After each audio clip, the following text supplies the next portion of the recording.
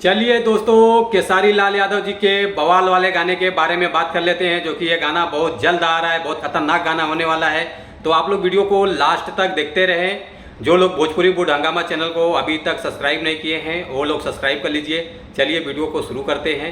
नमस्कार दोस्तों, मैं हूँ सतीश। आज हम जिस गाने के बारे में आप लोगों से बात कर रहे हैं, फाइनली ये गाना अभी रिलीज होने वाला है, अभी रिलीज हुआ नहीं है। गाने का बोल मैं आप लोगों को बता देता हूँ। गाने का बोल है पूरा दुनिया के बॉस, जो कि इस गाने को गाया है केसारी लाल यादव जी और राज नंदनी जी, जो कि काफ़ी टाइम बाद केसारी लाल यादव जी के साथ में राज नंदनी जी का गाना आ रहा है। और गीत है कृष्णा बेदर्दी जी का, जो कि बहुत अच्छा गाना इन्होंने लिख के दिया है।